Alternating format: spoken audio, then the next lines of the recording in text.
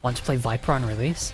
Here's a quick rundown, complete with rotation guidance and hotbar setup assistance. VIPER is a melee DPS that flows freely between rapid dual-bladed attacks and longer but equally busy twin-blade combos. It sacrifices personal defense and raid utility for overwhelming speed and offense, no matter the distance. If this sounds like your job, let's get you up to speed. To make the job easier to understand, many action names have similar naming conventions. Actions that apply a specific buff or debuff will usually have a common keyword in the ability name. For example, Dread Fangs and Dread Maw both apply the same debuff to an enemy. These keywords will be on screen for your reference as we progress. Your main combo is your dual-bladed combo. Unlike other jobs, this combo consists of 2 buttons on your hotbar, which shift into different actions depending on what stage of the combo you're in. These combos run parallel to each other. You're not committed to a single path of the combo at any point during the combo. To start off your combo, you have Steel Fangs, a basic starter, or Dread Fangs, a lower damage starter that applies Noxious Gnash, a debuff to your target that increases damage that you deal to it.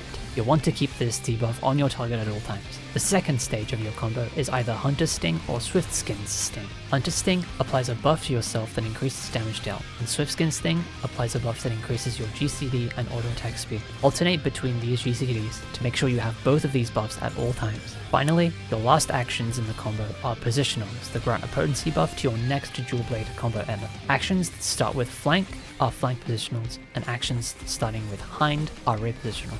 When executing a flank positional, the potency of your next hind positional will be increased, and vice versa. In the case of AoE, they're not positionals, but you still get a buff to the opposite GCD. Alternate between the two. Anytime you complete a 3-step dual blade combo, Serpent's Tail will change into a follow-up OGCD. This is the dedicated button to all dual bladed follow-ups. Press this when it lights up. The twin blade jump gauge is used to keep track of which button in your combo you should be pressing. If you assign Steel Fangs to the left and Dread Fangs to the right of your hotbar, these will match the left and right blades. You can also just look at your hotbar and the correct button to press will be highlighted like other melee combos. Next, your twin blade combo. This starts with Dreadwinder, a slower GCD on a 40-second cooldown, maximum of 2 charges. It also applies the same Noxious Gnash debuff as Dread Fangs, one of your dual blade combo starters, and gives you a Rattling Coil, which you can spend on Uncoiled Fury, a twin blade ranged attack with big AoE potency, usable when you see fit. Rattling Coils are kept track of as diamonds under your twin blade job gauge.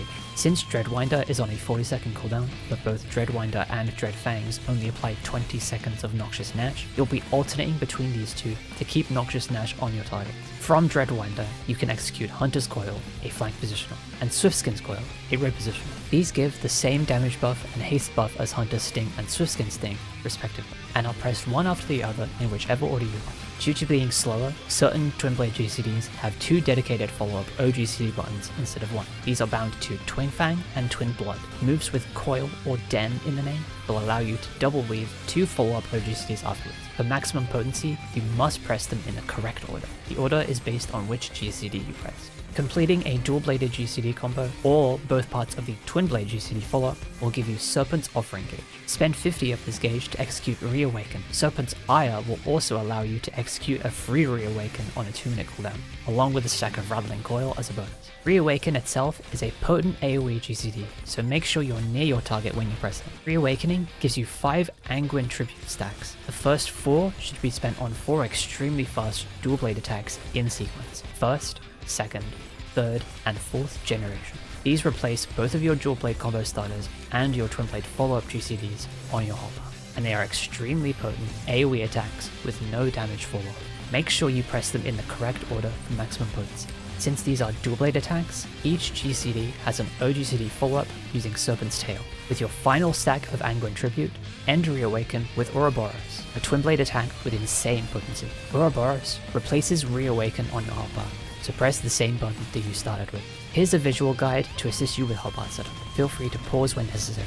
As a reminder, all footage shown is from a pre-release build, and all actions, final potencies, etc. are subject to change. I hope this serves as a good starting point for you. Happy hunting!